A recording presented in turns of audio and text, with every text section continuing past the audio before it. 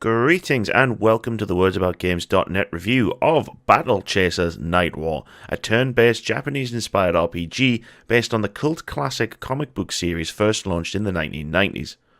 While searching for a lost father, Gully and her compatriots are shot down over the Lost Continent, a land filled with bandits, monsters, and more, and they must unravel a sinister plot to find their missing friends. Having had no idea that Nightwar was based on a comic book series when I first started playing it, the game's opening feels a little jarring.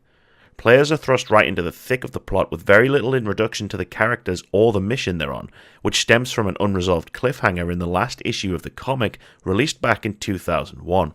It takes some time to find your feet in the overarching narrative, having to piece things together from context rather than the game giving you a proper introduction to the characters and world you're about to spend some time with. It's a feeling that does dissipate eventually as you journey further into the game, but those first few hours can feel like you're watching a series from partway through. Battle Chasers' story is best described as feeling like it's split into two halves.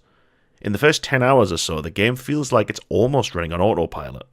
The objective is clear: find your friends who went missing during the attack on your airship that kicked the game off, but nothing ever really feels like it happens beyond that. There are some nice interactions between the characters, especially Gully and the overly protective Garrison. Inside dungeons and during quests, the back and forth between the characters is pretty entertaining, and does a decent job of distracting you from a plot that doesn't particularly go anywhere in the early stages. But for the most part, Battle Chasers feels like it's spinning wheels for a long time.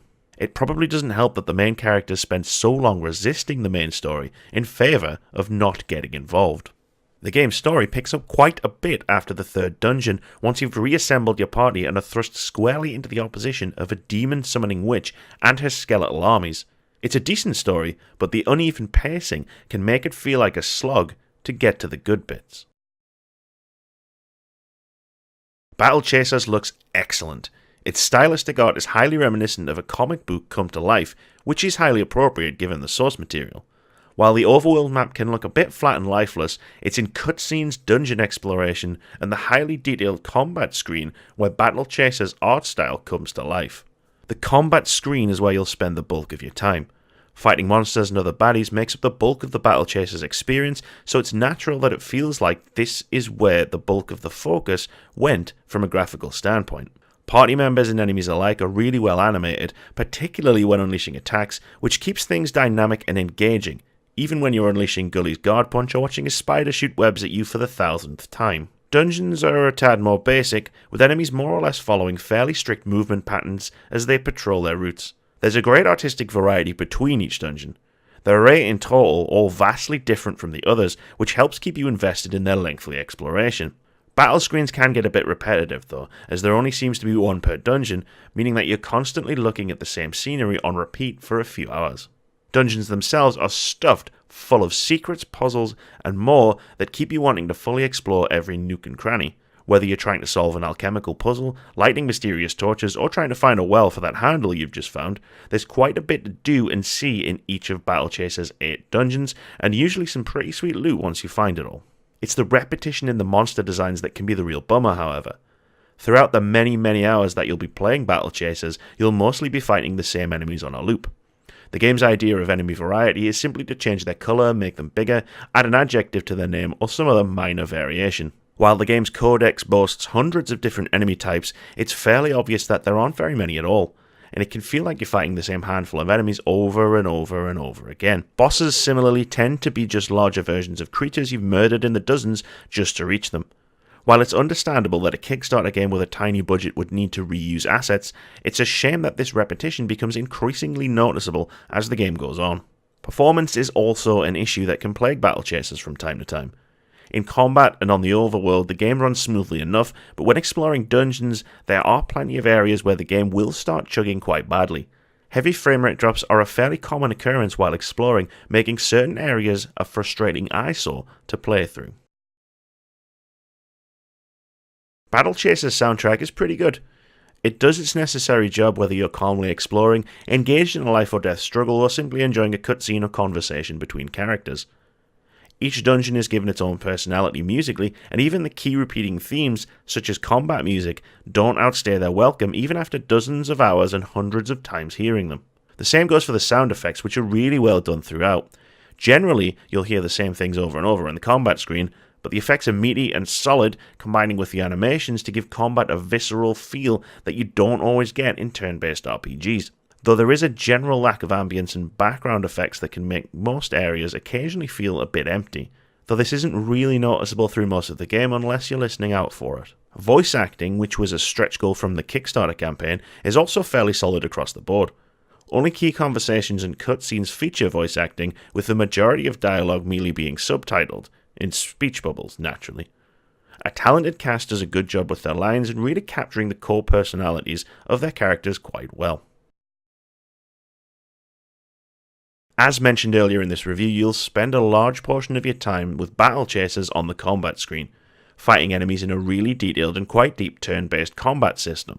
It's fairly standard on the face of it. Your party lines up on one side of the screen, your enemies line up on the other, and you'll take turns bashing each other until one side falls over.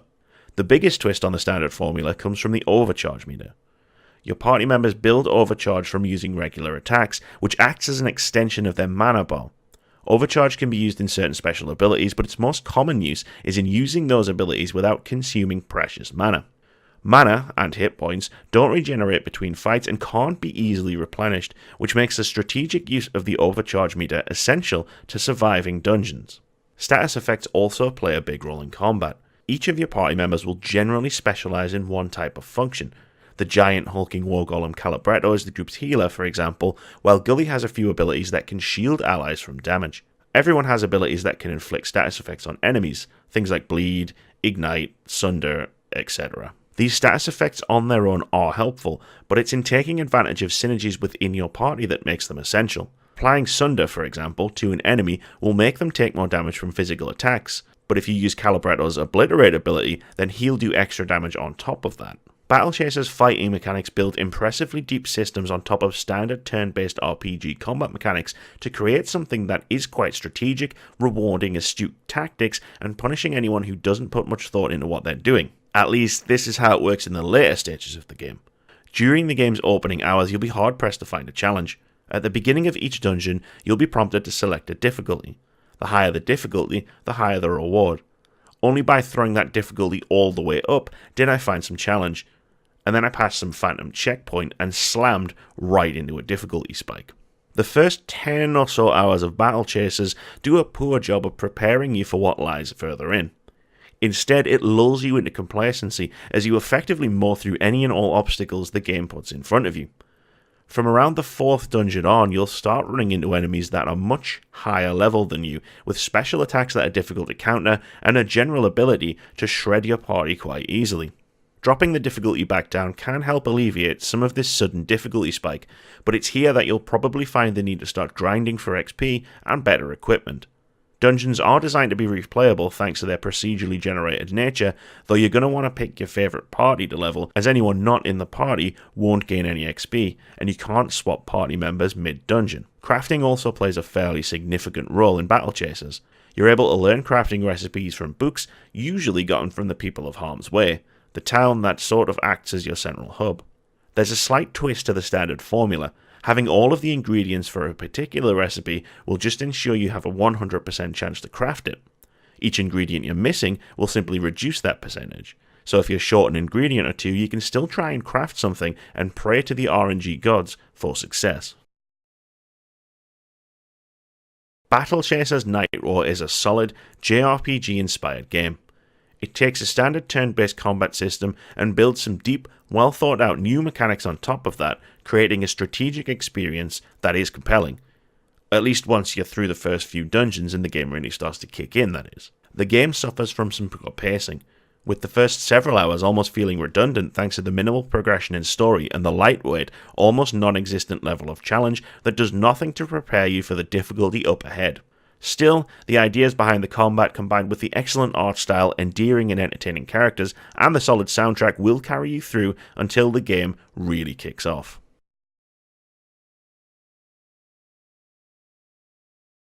Thanks very much for watching this video, guys. If you enjoyed it, please consider leaving us a like, comment, or even subscribing to the channel.